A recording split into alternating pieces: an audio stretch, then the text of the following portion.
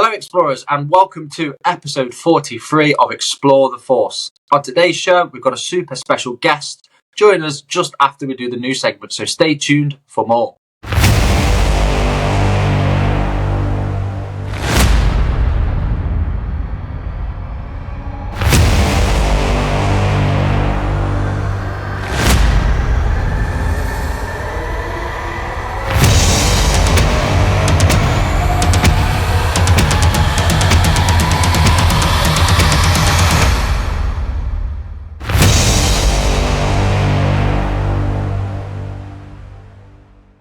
Welcome to episode 43. As always, it's your Sith Lord Jack here, and on today's show, we've got an extremely special guest, and using our Jedi mind tricks, we've managed to really pull the stops out for this person. However, more on that later, so stay tuned. First up then, recovering from Chopper's crazy antics and almost dismembering Ezra, it's Taylor. Hello there. Last but not very least, it's the Wookiee lover himself and the Lego fanatic. It's the old guy Jedi Master Jimmy. Howdy. So, we'll start with you, Jimmy. How's your week been, buddy? It's been good. Busy again. So we had kind of a week off between boys and girls season, but we kicked off girls season, back at it. And then, of course, we're getting ready for spring break. So this upcoming week will be absolutely insane. It's almost as bad as the last week of school because kids are just not focused. But everything's great. The team looks really good. We've had a lot of fun. We had a good first week of practice. Things are going well. How about you, Taylor? It's been a good week. I'm just finishing up Escape from Valo, which is the second book of the High Republic Phase 3, because I guess today, as this releases, we get Defy the Storm, which is the third book in the Phase 3 of High Republic. Yeah. So that's what I've been doing all week, is trying to get through that Escape from Valo book. But it's been a good week. Nice. Speaking of books, I finally finished Eye of Darkness. I have to say it is my favourite High Republic novel, closely followed by Cataclysm, in my opinion. Action-packed, Balin is by far my favourite High Republic character, the little Ugnaught. Absolutely brilliant. I just wish that they'd have stayed together longer, him, Avar and Ree and that. I wish they'd stayed together a lot longer, because I think you could have really made a good few comics out of those guys travelling around together. I thought they all complemented each other quite well. Yeah. I've had a decent week. We've just come back from a little holiday camp as well. Big shout out to my daughter Tessa. I know she'll be listening. She keeps wanting to come on the podcast. She'll come on at some point. So big shout out to Tessa. She did some high rope activities with me, which is like 2 meters above the ground, quite high up for an 8-year-old. Conquered it all, smashed it, and she also helped some other little girl that was crying as well at the same time. And also a big shout out to the family, because we all came first on like this orienteering geocache thing it was called, and we came first by 15 minutes because I made everybody run, including the wife. So yeah, big shout out to the wife as well. Yeah. But yeah, we've had a really good week. It's been great. Happy days. Okay, so as always there, we've got another load of new explorers joining us. So a big shout out and welcome to Karen Claydon, Joe Perrins and Heather Jean Jack. Welcome to Explore the Force. Feel free to post all your Star Wars goodness on our Facebook page, and also don't forget to hit us up on the Instagram at Explore the Force, as well as our YouTube, TikTok and Twitter. Okay then, so let's move on to our Force encounters.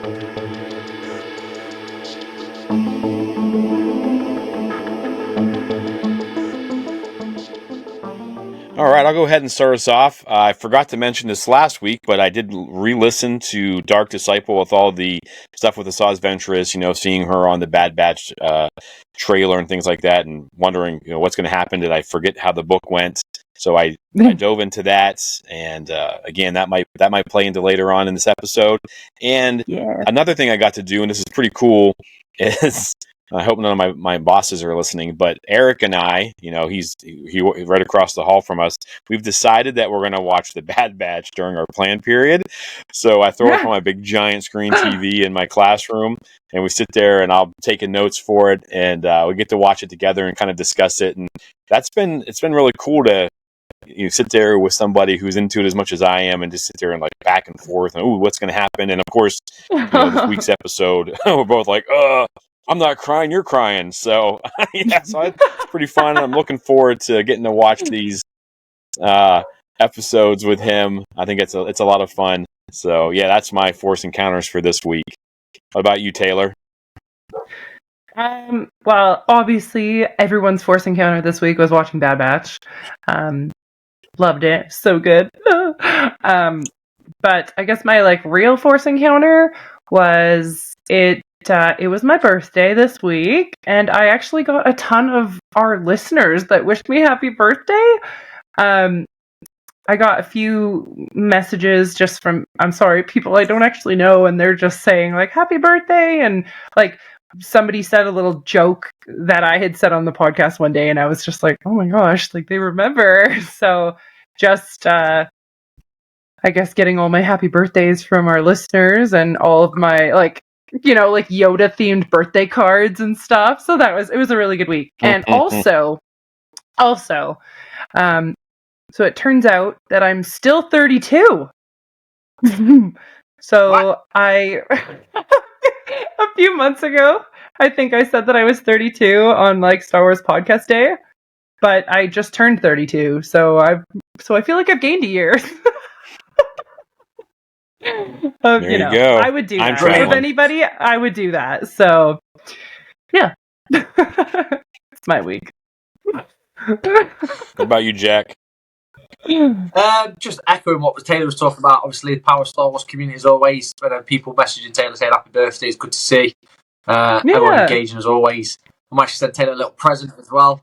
So my Force Encounters was Taylor receiving my little Audible credit, which again, she had to use her Jedi mind tricks at the people on Audible because, long story short, if you're in the UK and you're trying to send a credit to someone abroad, you can't do it, and they'll take the credit but not give them the book. But like I said, Taylor used the Jedi mind tricks, got the book for free, and I got my credit back, so win-win. But yeah, gift everyone. Force Encounter. And the Force is strong with Taylor. Yeah, absolutely. You know it is.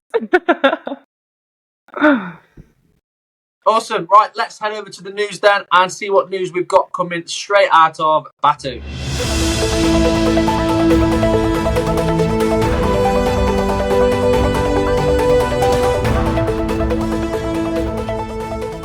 EA confirmed that the untitled Star Wars first-person shooter being developed by Respawn Entertainment, the studio behind Jedi Fallen Order, has been cancelled.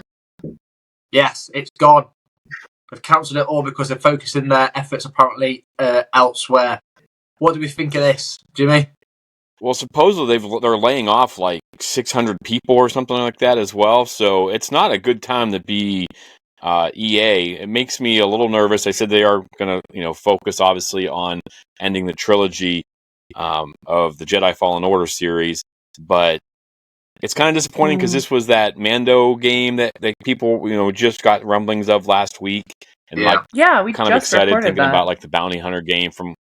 Yeah, so EA, I don't really know a lot about the video game world, but it seems pretty chaotic.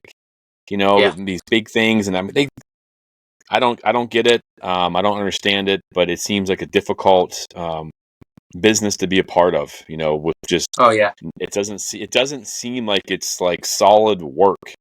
Any minute, there's EA. You think EA, and you got Madden games and basketball and all these other things they do, and you think they'd be pretty secure, like one of the bigger video game producing companies, but it just seems like. How many times? We're not even a year old, and we've probably talked about games being canceled, things being delayed. The atmosphere, the work. It seems difficult. I always fear for kids to talk about wanting to go into it. They basically said they're going to concentrate. Yeah, they're going to concentrate more on their own brand of stuff. So, like you said, the Madden stuff, the basketball, football, etc., etc. And like rightly said as well, with games being cancelled, there's rumours about the Knights of Night of Old Republic, Star Wars: The Old Republic coming back into play as well. Being all rumours, but yeah, it's definitely a difficult business. I think it's very, very unsure of what's going on. All right, also, filming on the upcoming Star Wars movie, The Mandalorian and Grogu, which I still think is a terrible title, is due to begin filming this June in Los Angeles, and now California Film Commission has confirmed the theatrical film will receive a whopping $21 million in tax credits.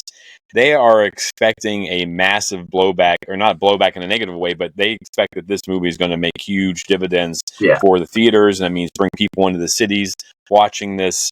It makes me nervous, though, that hopefully, because they are getting this tax credit, it means that they're filming on locations and not just in the volume. So I'm very excited for that. What do you guys think about, if the state of California has given Lucasfilm a $21 million tax break?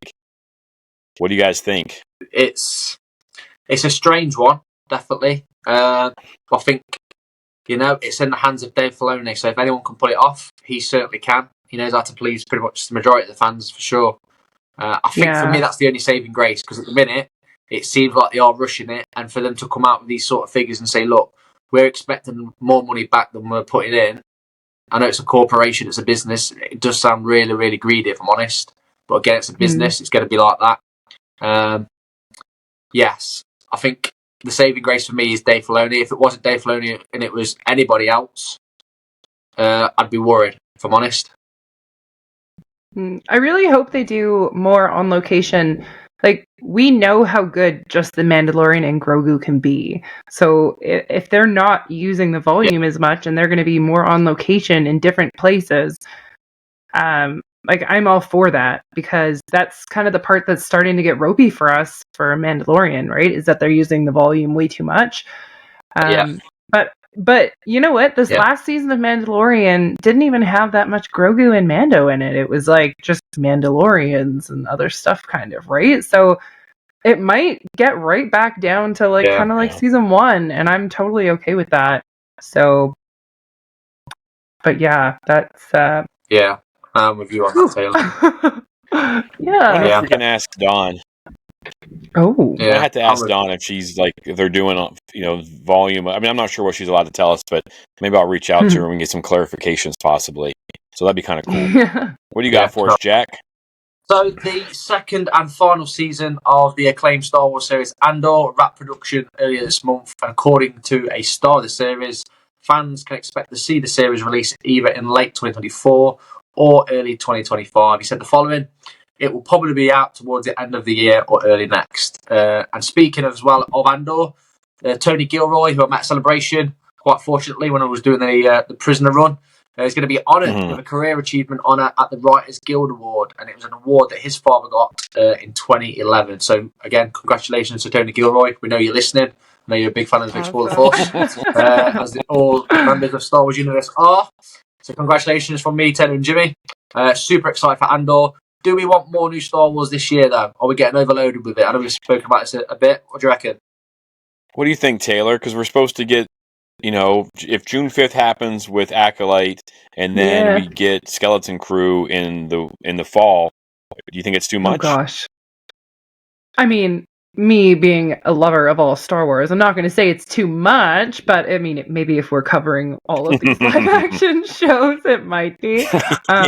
But what we're hoping to get the Acolyte, right? That's this summer, and possibly Skeleton Crew, and now we're hearing Andor, where they like to do these. They like to alternate these movies on Disney Plus with Marvel stuff. So what Marvel stuff is going to go in between those?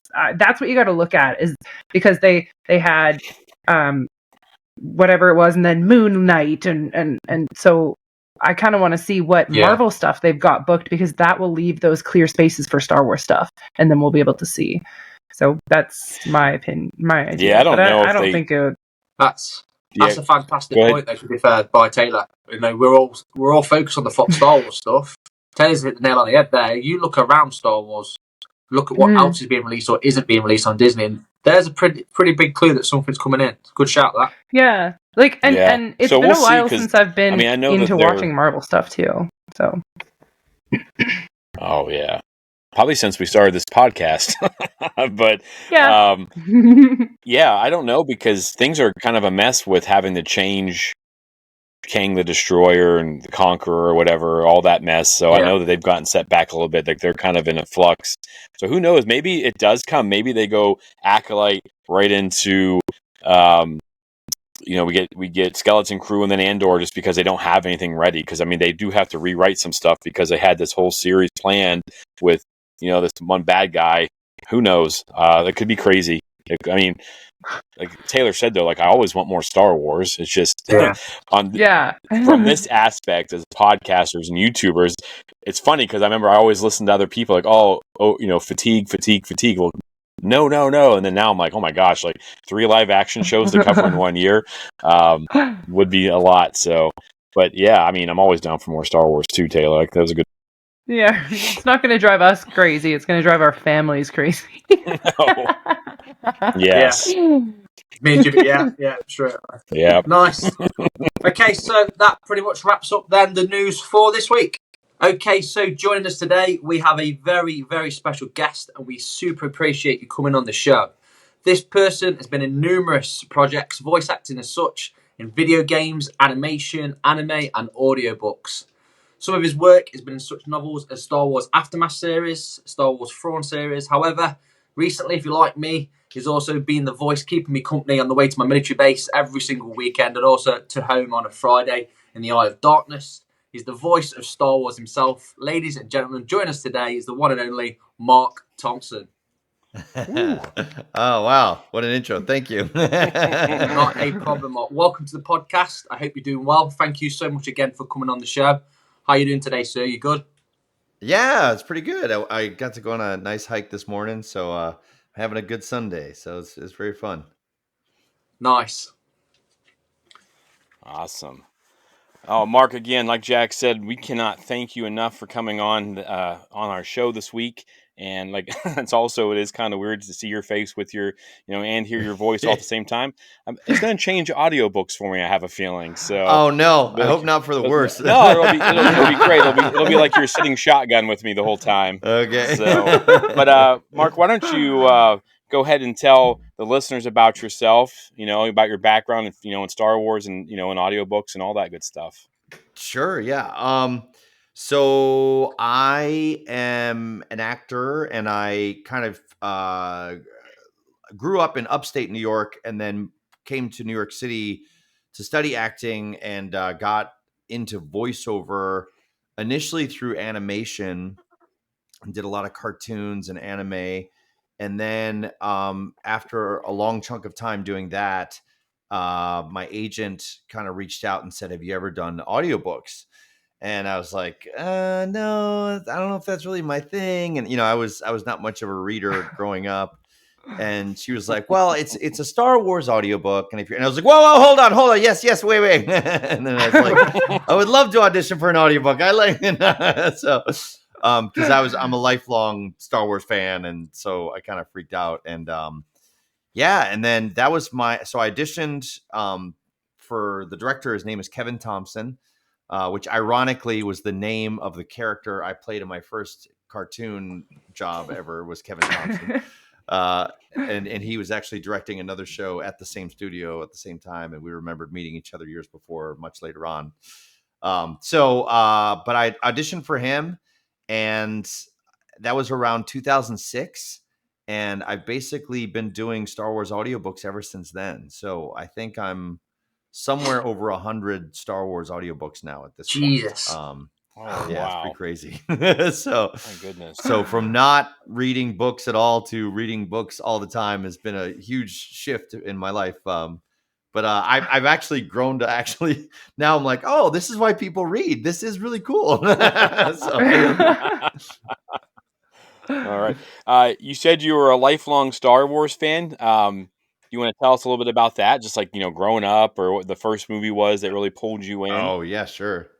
Yeah, I mean, I was born in 75, so, I don't have a lot of memories where Star Wars didn't exist. Like, I was too young in 77 to see Star Wars in the theater, but Empire was the first one I saw in the theater. And just, I feel like I've always had the toys around me, and the action figures. And then when the films did come out, I kind of was at the perfect age when they were being rebroadcast on TV, and I would just watch them all the time. And then had the VHS tapes and just, wore those down. And then I remember when the special editions came out, that was when I really got to have like a true theatrical experience, and like, would line up and dress up in line, and people would, here we were, kind of camping out, because it was before you could reserve your seat. So people would like sleep out all night, and there was a couple charity groups that, you could like take shifts and like, pitch a tent on the sidewalk, and like, so I did all that. And I was awesome. actually, and then when the prequels came out, I was camping out at the Ziegfeld when Conan O'Brien did the Triumph the Insult comic dog. And I was like one of the people like standing, like, you don't see me on camera, but I was there when he was like making fun of the Gandalf guy and like, and the Darth Vader thing, so it's just been a huge, huge part of my life. And, I feel like, in retrospect, I feel like it, planted all these seeds of, trying to choose the light over the darkness, and, and just in terms of the mythology and the morality of it all. And, it's just had a huge impact on my life. And I still, get excited whenever something new comes out. I was tearing up at this week's Bad Batch episode. Oof. And, so I just we all were. love it all. Everything about it. I love it. The comic books, the video games, like, I'm a diehard. So. Oh, awesome. Do you remember what what book that audition was for? That very first one that kind of got you into all of it? Oh yeah. It was I believe it was the Legacy of the Force. And that was kind of it was a 9-book series that they wanted to kind of have someone that would take on all 9 of those stories. And it was basically like the story of, this was before Disney bought Star Wars. And so this was like dealing with Han and Leia's children and Luke and Mara's children, and kind of what was happening with them. And, basically like spoiler, but like, it was like Jason Solo kind of turning to the dark side, and Jaina having to go deal with him, and Luke and Han and Leia wrestling with the implications of that. And so it was really, really heavy stuff. It was like, like awful, tragic stuff going on. And it was a really kind of a cool story to have to tell, but it was just very tragic. And lots of amazing Star Wars stuff going on in there, and like, a lot of discussions about the Force, and like, and different views of the Force, and really cool villains, and really, really cool stuff. Very cool. You said over 100 Star Wars books, you said you've narrated? Yeah, I've stopped counting after a while, but last time I counted, it was somewhere around there. So I'm trying to be safe, and And you're outside of Lucasfilm as well. You do other books, or do you mostly just focus on the Star Wars? I mainly focus on the Star Wars. Like every once in a while, I'll do like a young adult book.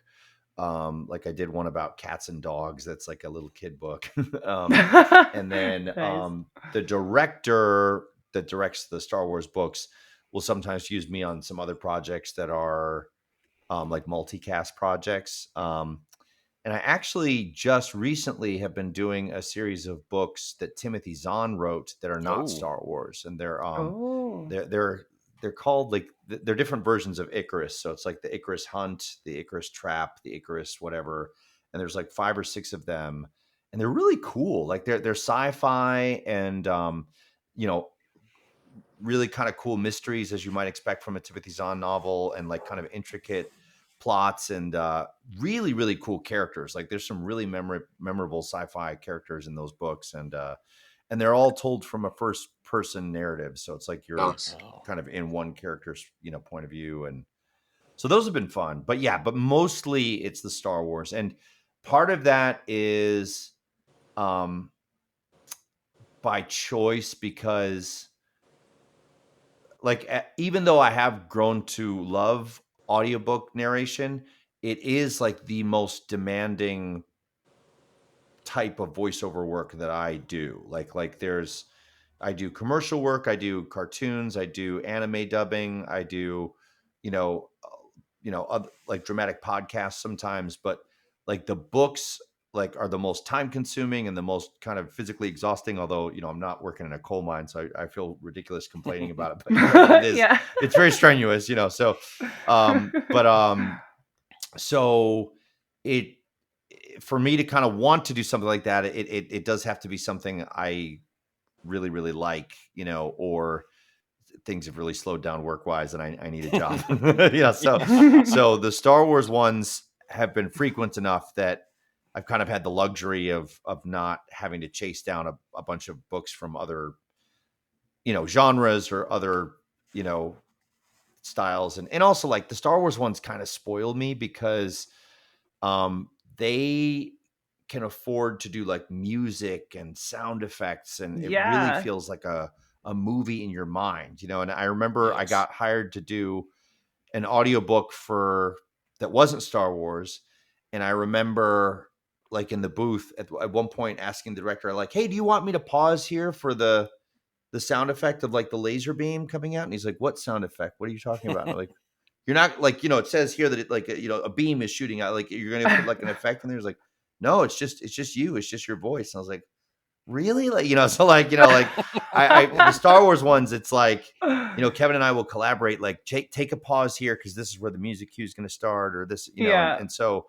I don't know. It's hard to kind of do something like that. And then, and I've done other audiobooks where they're like, don't do so much with the character voices because we don't want it to be distracting to the listener. And I'm like, what? Like you don't want, like that's the whole point of what we're doing here. Like, why would you? So I don't know. I pretty much prefer the Star Wars ones and tend to kind of just stay with them for most of the time. And so That's pretty cool though. And so obviously, like, you got asked to do that Star Wars book, and now you seem like you have, you are the voice of Star Wars, like we said. How does somebody? I'm a high school teacher, and I remember I had this one kid. He had the most incredible reading voice, and I was like, "You need to do audiobooks, man." How does he go about like auditioning for, or even finding work in your field? It's got to be competitive. It is pretty competitive. And it's changed a lot even since I started, like even since 2006, because like so much of it now is like online, which is a blessing and a curse, because the blessing of it is that it's open to so many more people, like so many more people are able to get access to it. But then the downside is now it was already competitive, and now you're competing with everyone with an internet connection, and so Right. which it doesn't mean you shouldn't try. It just means that those are the kind of challenges you might face. But I think to start off, there's some websites that are voiceover specific that you could, you basically pay a fee and then you upload your demo on there. And again, the pro and con of that is the pro is you're getting access to some jobs by doing that, but then the con is you have to pay. So it's like, Yeah. and then I think Audible has a site that they use for narrators now called ACX. So you could maybe try to research that. And like, there's ways of kind of getting to be an ACX approved narrator, and you can do that. When you're first starting out, it's challenging because the money is very, very low when you're first starting out, and sometimes they try things like even like profit sharing instead of paying you. So I know it's not good because if you get an author that's not well known and you're just starting out, not a lot of people are going to find your book.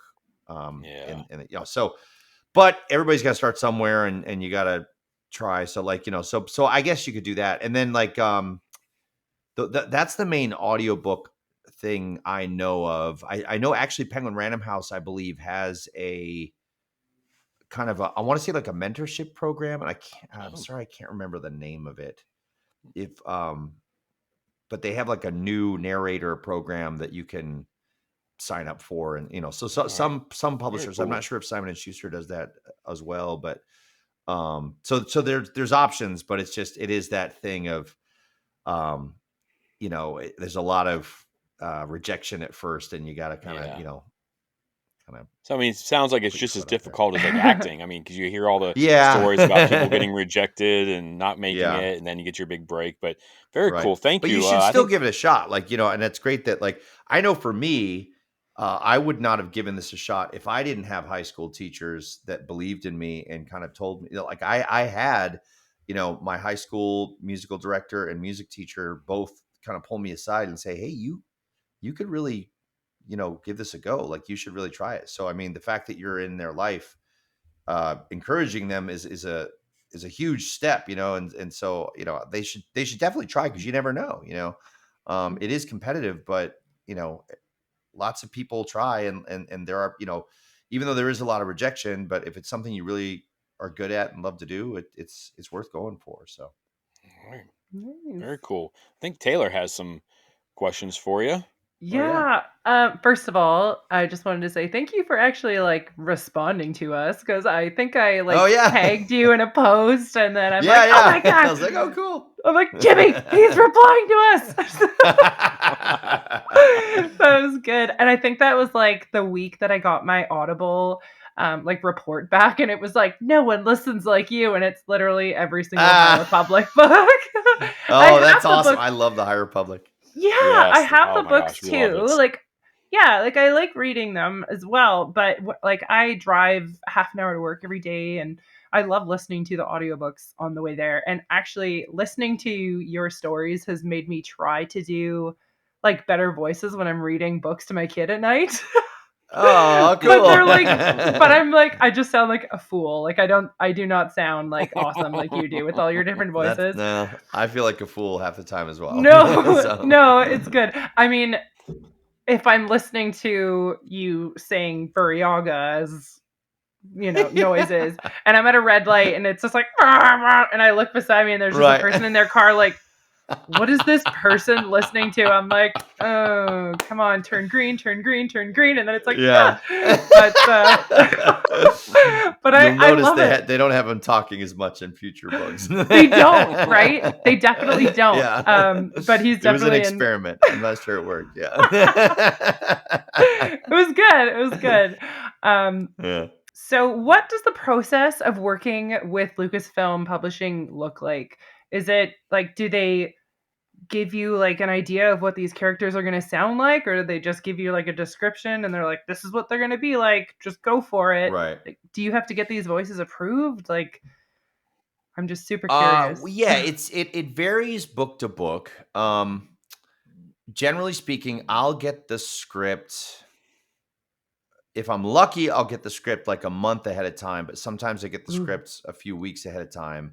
Oh, wow. And so I just read the script, and anytime someone speaks, I make a note on a separate document of, this is their name, and anything the author does to describe them. Are they male? Are they female?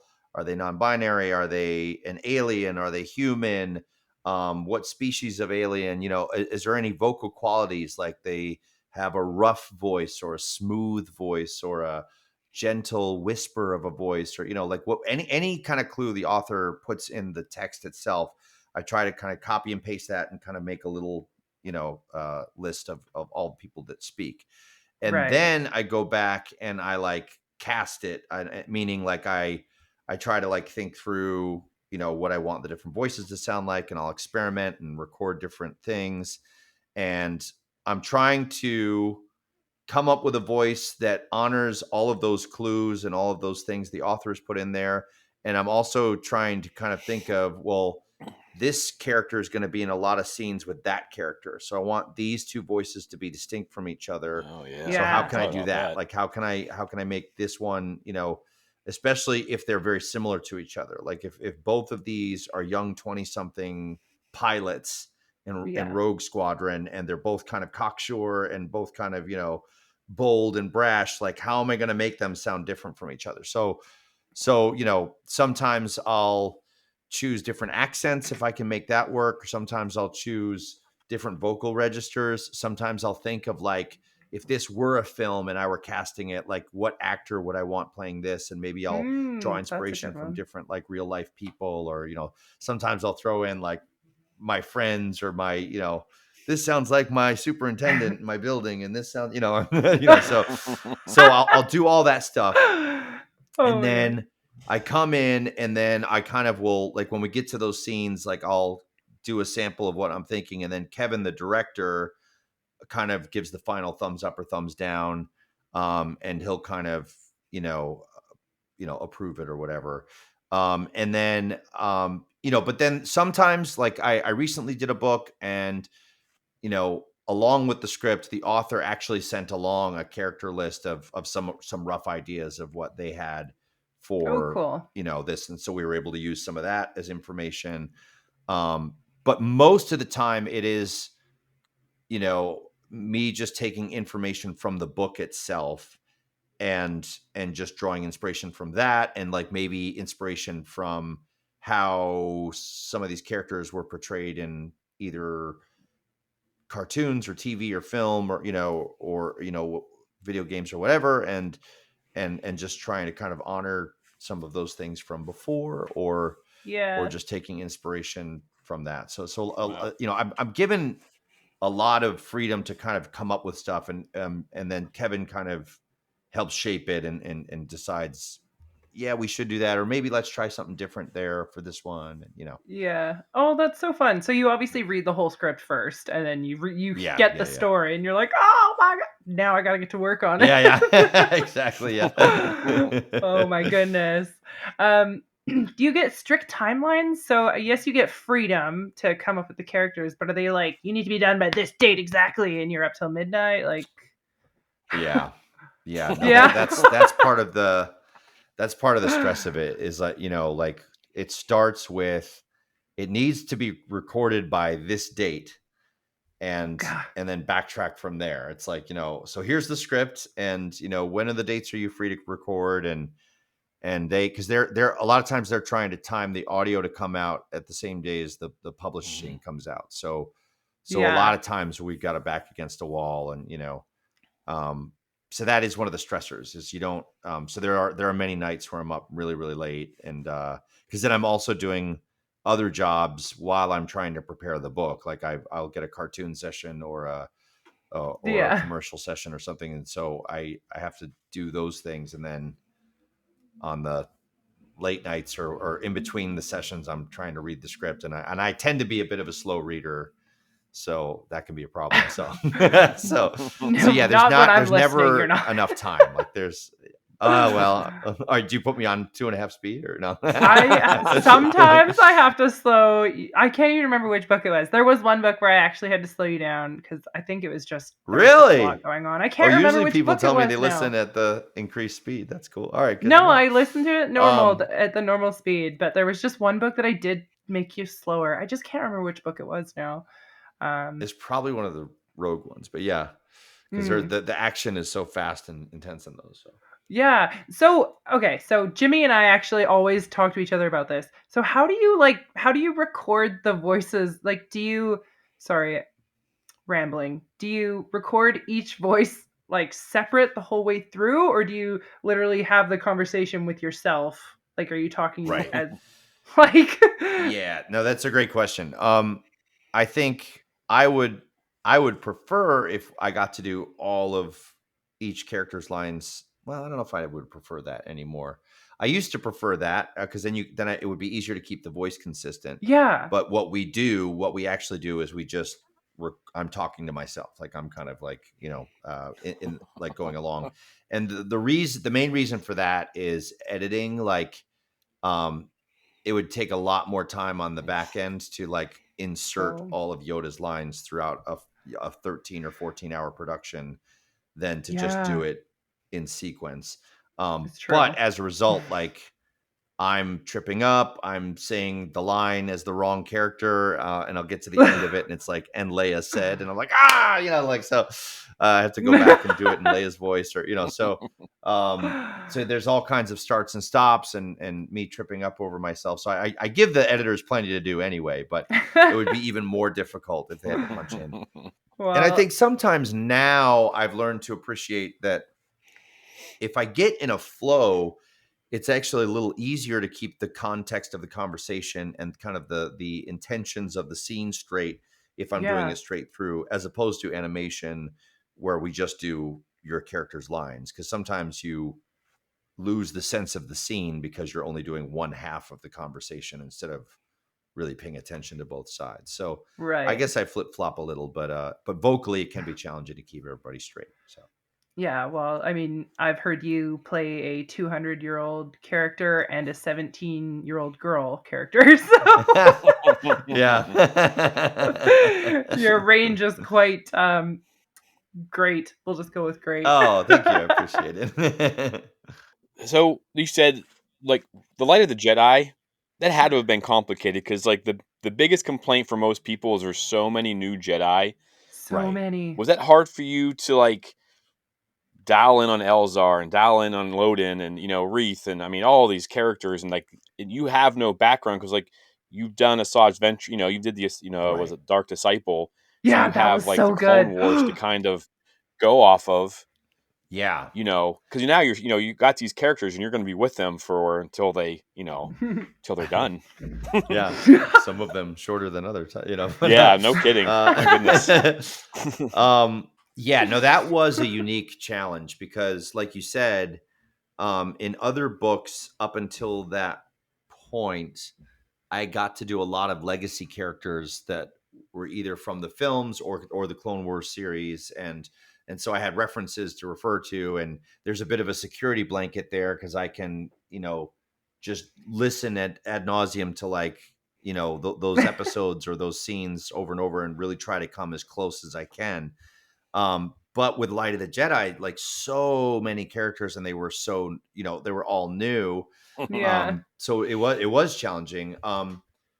One thing that really helped was that they kind of had this, like, concept art Bible that I think they've since released online, so most Yeah. people have been able to see Yeah, it. But I it's got pretty to cool. look at it, like, ahead of time, so which was really exciting. And so I was able to get some inspiration in addition from the text itself, because Charles did a really great job writing that book. And I, one of my favorite things about that book is just how all those different characters have a slightly different metaphor for how they view the Force. And I thought that was so brilliant and genius, and so that inspired some of the character choices, and then obviously the concept art was incredibly inspiring and beautiful. So I kind of leaned more heavily on those things since I didn't have the actual media like film or cartoons to rely on. So and then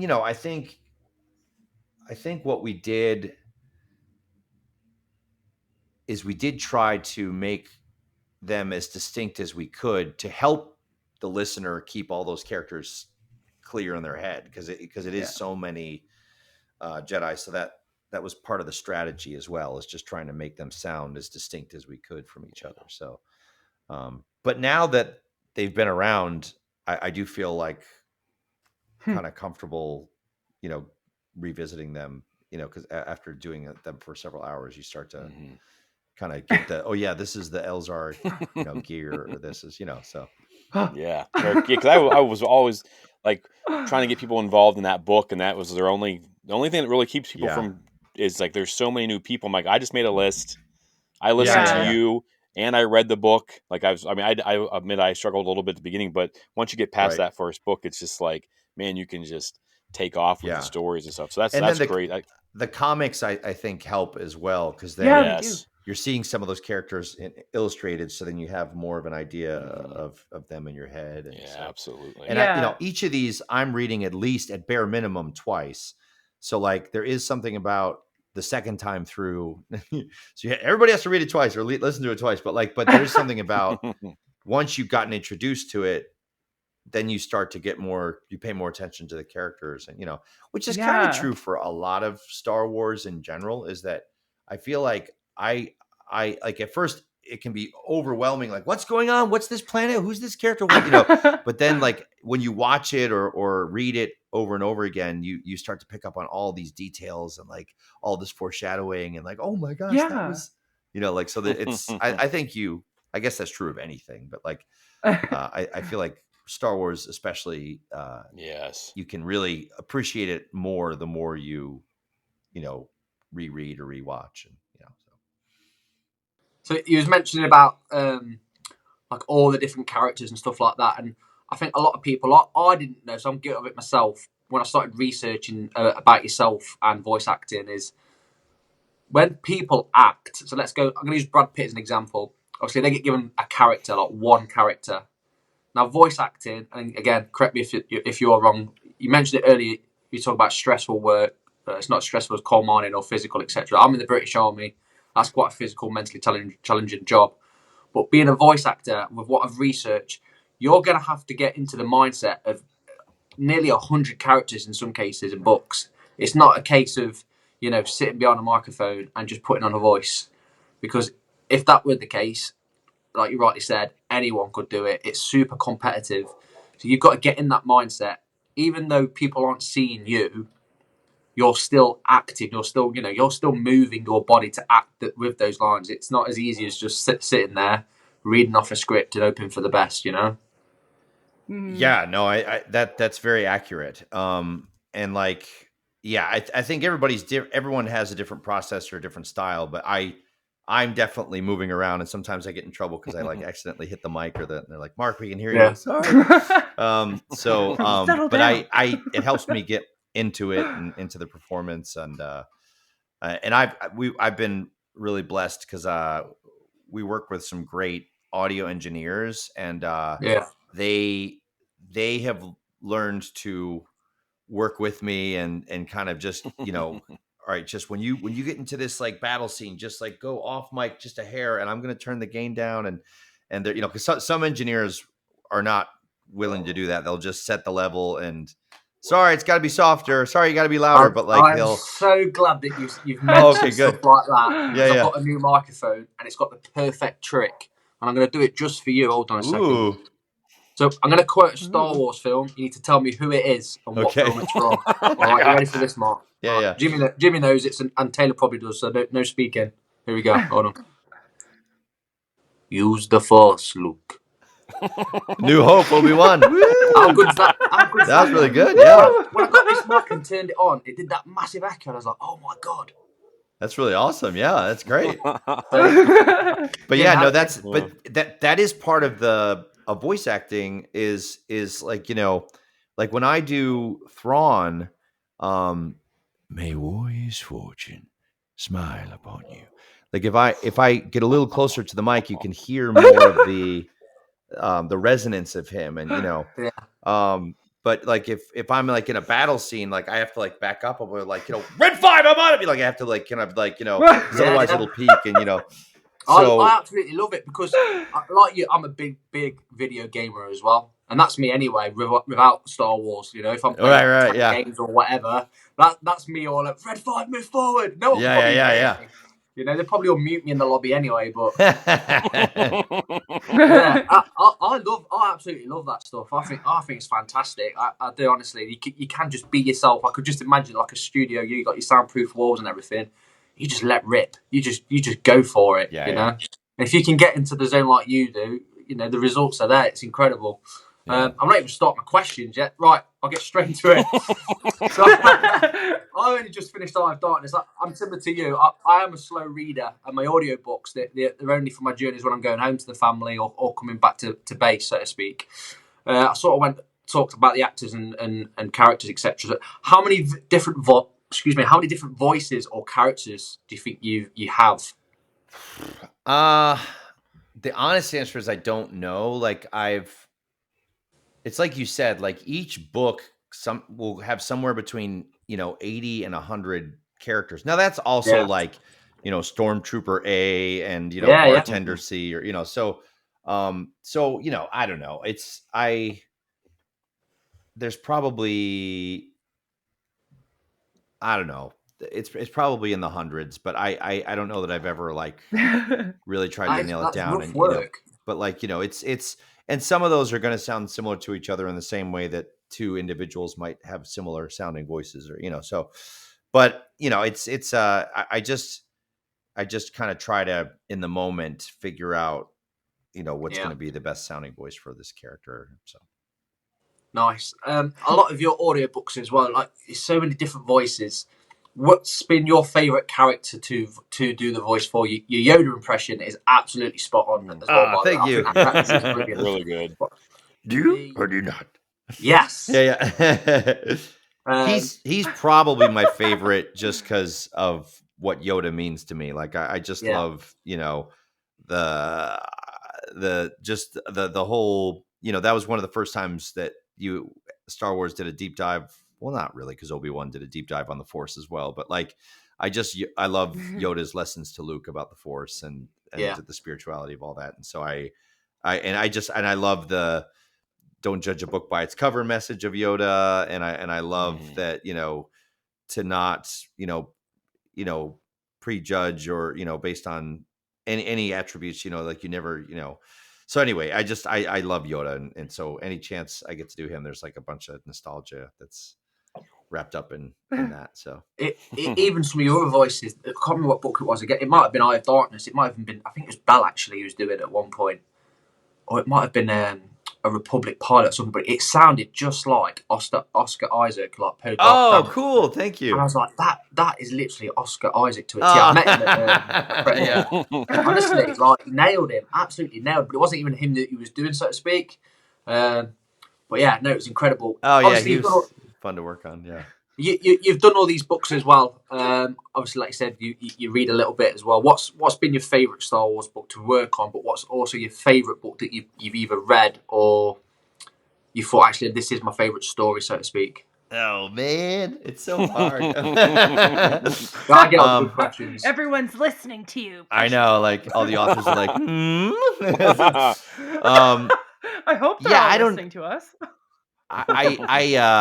It really is hard to answer because like I love them all, but I really do, just because I do feel like when you get any of the authors that have gotten to do Star Wars books, it feels like it's for fans by fans. Like it feels like we're living in this time where people that grew up with Star Wars are now getting to work on Star Wars, and so there's a reverence and a attention to detail, and so they're all really good. I think. For a long time, Dark Disciple was one of my favorites, just because that story totally caught me off guard, and getting to know Asajj a little bit better and Quinlan, and like I thought that was really great, and so I'm very excited to see what might happen with her in Bad Batch. And then lately, I'm a huge. I know people like Star Wars for lots of different reasons. I'm a huge Jedi guy, so the High Republic I've really enjoyed. And again, it's hard to pick one, but like I do feel like Rising Storm and Falling Star were and Light of the Jedi, like they're all just so great, but like the High Republic in general has just been so much fun to do. And again, I just love the idea of everyone looking at the Force in a slightly different way. I think it's such a powerful concept, and so I really enjoyed that. And then like ocean. My oh gosh, yeah, so good. I had a lot of, just on a personal level, it was a big deal for me to do the novelization for The Force Awakens, because we recorded that before the film came out.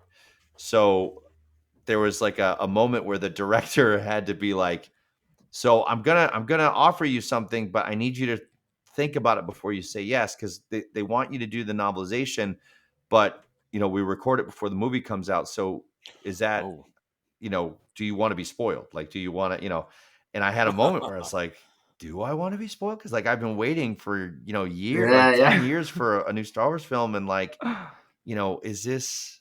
Am I really okay with this? Because you don't get to watch it first yourself. Right. And that's such a big, like I had been camping out and dressing up, and I love that moment. So So I told my wife, I was like, Yeah. so they're asking me to do this, but I'm not like, should I do it? Because then it would really spoil the moment in the theater. And she was like, are you crazy? Like, why would you not do it? And I was like, oh. And she was like, if they called you up and said, we want you to be in the movie, wouldn't you say yes to being in the movie? It's like, oh yeah, I guess I would. She's like, well, then you should do it. And I was like, oh yeah. So then, but then, to know 2 months ahead of time what happens to Han and, what's going on with Luke, and not be able to like talk about that with anybody. And like, oh my gosh, when we recorded it, like it was what they, I had to go to, I used to be able to get scripts sent to me or digitally. And for that one, I had to go to the studio. They locked me in a room. They disconnected all the computers in that room from the internet. So it was like total top secret stuff. So that was just a fun personal experience. So anyway, That's awesome. I love them all for different reasons, but yeah. That's amazing. I've got so many more questions just off that. So first one I asked you then. I know. do they let you go to the premiere as well then, along with all the other actors and stuff like that? No. There's so many people that work at Lucasfilm that, but I went opening night and I kind of like knew what was going to happen. And I was kind of like looking like to see what people's reactions are. Like, so it's pretty cool. I think as well, like judging with other people that have been involved with Star Wars, again, like his name's just gone through the foreign actor now, middle. Lars Mikkelsen. Yes. Yeah. Obviously, these people are putting their voice to certain characters. Mate, the stars are aligning for you, Mark. You'll get your chance, I think, on the screen. In some form, you've got to. Because my next question was going to be that if you could choose a character that you've got like not personal feelings or you feel like you connect the most to, of the ones that you've done, what character would it be? That's a great question. Because I know at the minute Elzar's really going through the mill. Yeah, yeah. I mean, I've definitely like part of, I guess, acting is for all your characters, you're trying to find something that you connect to with them. Yeah. But I guess like Stellan Geos is maybe the one that I have the most in common with, in terms of like, he had this like part of him that was a bit of a perfectionist and maybe put a lot of his identity in how people perceived him and kind of in the idea of being like the face of the Jedi or whatever. And so there's a good and a bad to that. And I think seeing him wrestle with that, like Claudia did such an amazing job of describing she did. that balance of like, you want to strive to be your best because it's the right thing to do and because you want to bring light.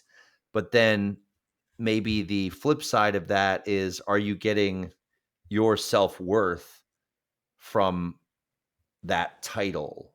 And and what happens if that gets taken away? And then do you, so that inner struggle was something I really related to and was kind of maybe revealing to me, that like learned some things about myself I wasn't expecting to learn. I was like, I need to watch out for that. Like, I got to make sure that, I'm doing this for the right reasons and I'm not getting security from how people perceive me, so like it was, but it's so she's so good. Like, so she did a great job with that. So yeah.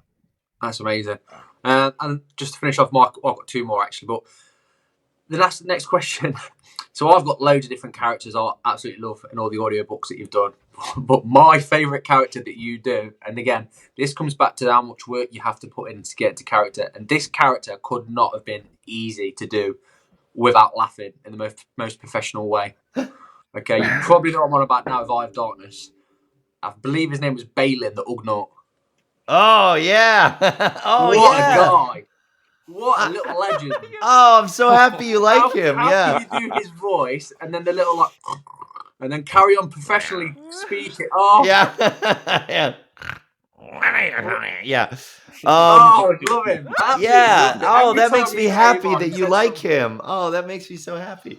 Yeah, it was really fun. Like, so much of that was what George had written. Just I was just so tickled by him and Avar together. Brilliant. And and like, just what a curmudgeon he was, and like, and obviously like it felt as if I never got to speak to George about this, but it felt as if he was inspired by, Queel from Mandalorian, and Yeah. and he He felt like he an does Ugnaught. mention it in one part, doesn't he? He does say, "I have spoken." Yeah. So I was trying to maybe honor some of that as well, but make him not a total mimic of Nick Nolte, Copycat, but yeah. so I tried to pitch him a little higher, but Yeah. but yeah, like so much of that is the writing, I think, and then the it was like sometimes I do like the little pig noises, or if I do Mon Calamari, I'll like I'll do like a little inhale, because That's that another thing I helps noticed. me. Oh, sorry. That's another thing I noticed today. I've got completely off the script here, but Oh yeah. there was another character. I forget the name. The species with the tentacles. The The Quarren. Corin. Yeah. Yeah. You can hear it in your Yeah. voice. Oh, and then cool, You, yeah. you give that picture to me without, because again, like a Jedi for me, there's loads of names like who's who here. But with Eye of Darkness, there wasn't that many characters. But because of you saying like you're doing certain things, I'm like, that's the Quarren guy straight away. Oh, that makes me happy to hear that. Yeah, because Yes. that's my strategy. It's like, Yeah. if I know he's an Ugnaught and he looks like a pig, I try to like remind the listener, like, this is the little pig guy, and this is the Yeah. tentacle guy, So yeah, so some of it is strategic like that, but then also, honestly, it's just so I can keep them straight in my mind too. Like if I do those little mannerisms, it helps me remember. Oh, right, that's what this guy's voice is, or So Awesome. Last so question, good. I promise, from me now. So, have you got any Star Wars events or Comic Cons or anything like that you're planning to attend? Or obviously your schedule's super busy. Yeah. I've been traveling a lot lately for some of the anime work I've been doing. But I've been meeting a lot of Star Wars fans at those events as well. So the next big one I've got coming up is I'm actually going to be in the UK in Birmingham on March 23rd and 24th. It's a MegaCon Live in Birmingham. I'm there, Mark, on the Sunday.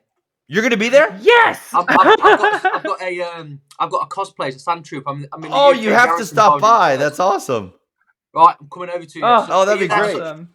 Are you there on the Sunday? Yeah, I'll be there both days. Yeah. I'll come say hello. That's great. All right, great. That's awesome. I would love that. Yeah. And then a bunch this summer, like I'll be in Kentucky, I'll be in Michigan, I'll be in, I think I'm going to get to go to Illinois at some point, or Indiana. So yeah, a bunch of places, and yeah. So, and I've gotten to go to celebrations in the past. So yeah. So awesome. So I'll definitely see you on that Sunday. Oh, I can't wait. That'll be great, Jack. I'm trying to think. You've obviously been to England a few times before, right?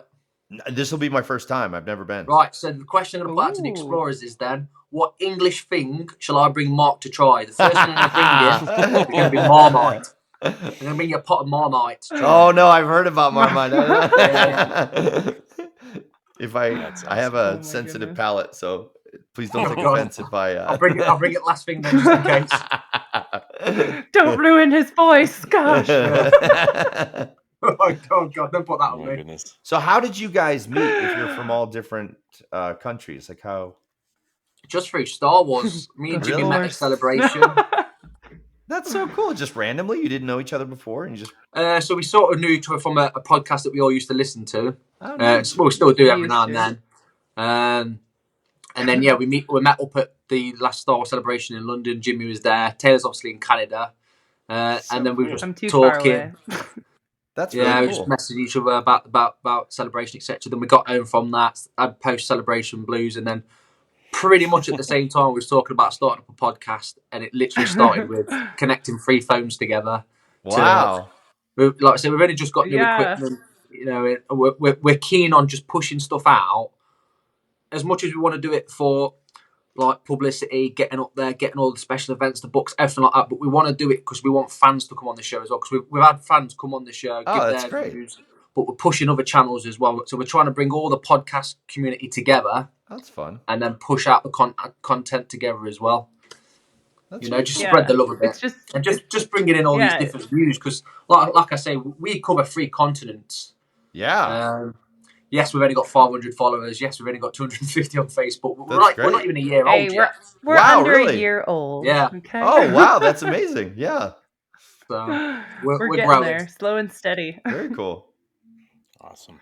Awesome. Well, thank you so much, Mark, for coming on the show. Honestly, like, we've enjoyed this so much. I have like 1,000 questions that I'm probably still gonna ask you later. Oh, sure, yeah.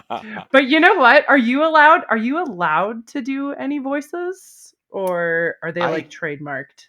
No one's told me not to, so if as long as I'll do it, I guess, if I don't get in trouble. Yeah. Okay. Well, I've been like dreaming about this, and I know it's not on the script, but can you say something in Stellan Gios's voice? Oh yes. He's got a man crush. I'm gonna hit the floor in like 5 seconds. If you hear a thud, it's because I've fallen. I just want to say it's been a pleasure being on the international podcast. Taylor, light and life. May the force be with you.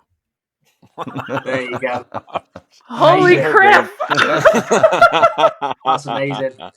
Mark, before you go, last thing, have you got anything special coming up? Anything that you're allowed to mention? And also, if there's anything that you want to promote, mate, if you've got any of your own podcasts you do, or your businesses, or any art, any work you want to promote, feel free now, mate. The floor is yours.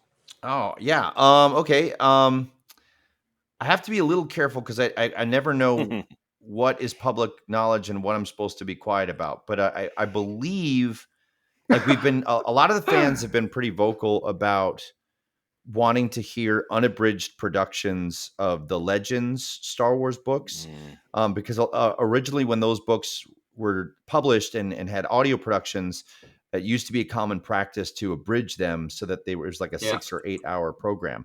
So a lot of fans have really been very vocal about it, and Lucasfilm has responded, and they've been going back through the catalog and re-recording a lot of these older books as full unabridged productions. So, so I've been doing several of those. I believe it's public knowledge that Wraith Squadron is out now or is about to drop. Yeah, I saw something with that. We also just did I, Jedi, which is the story of Corran Horn and kind of becoming, a Jedi. So those, and then there's more coming that I just don't know if I'm allowed to say. So I'm all right. I know we're getting Temptation as a Force. Yes, that's going to be coming very soon. Yeah, we're going to be recording that soon. And then hopefully you're getting the Samuel Jackson book. I don't think so. I think they'll probably give that to Sullivan Jones or somebody else, but I'm not sure. But and then there's another one that I just did that I don't know if I can talk about, but you'll probably hear something about it soon. Nice. So there's lots of more books coming. And then there's since this is an international show, there's a cartoon I did recently that I believe is not airing in the United States, but it's airing, I think, in Europe, and I don't know if it's in Canada or not, but it's called Hero Inside. So if people want to check that out, it's a really cool CGI comic book hero cartoon, and I play a bunch of characters on that one, and it's similar to like a Pokemon or Yu-Gi-Oh in the sense that they summon the heroes out, but they summon them from comic books instead of trading cards. Oh, and, that's very cool. Okay, nice. It's really well done. It's on HBO Max in, I believe, Europe, but I don't know where it would air other places, but I know anyway. But if people want to check that out, it's pretty cool. So sweet. And just like Taylor said, mate, trying to echo the thoughts. Thank you so much for coming up. We could literally talk all day. Oh yeah, you guys are a blast. Thank you so but much. I'll save that till Sunday, Mark. Now, so I'll keep it up. Make sure you remind me. Yeah, that'll be great. It'll be good to see you. Awesome. Thanks so much for coming on the show, mate. Thank you. All right, thanks, guys. Thank you. Okay, so that pretty much wraps up this week's show. Thank you so much for listening. As always, thank you so much for engaging with us and putting all those comments on the posts that we're putting out on Facebook, Instagram. Again, please explore the Force on Facebook, Instagram, YouTube, Twitter, TikTok, and also Threads. Make sure, again, you're getting on there. Post any Star Wars content you want. We hope you've enjoyed it. Make sure you stay tuned because we've got another very special guest look for the hints in the upcoming week or so. Anyway, so as always then, from Taylor. For light and life. And from myself, you know what's coming. Use the force. Yeah. Oh boy. And and for all of us, we have spoken. We'll see you guys next week.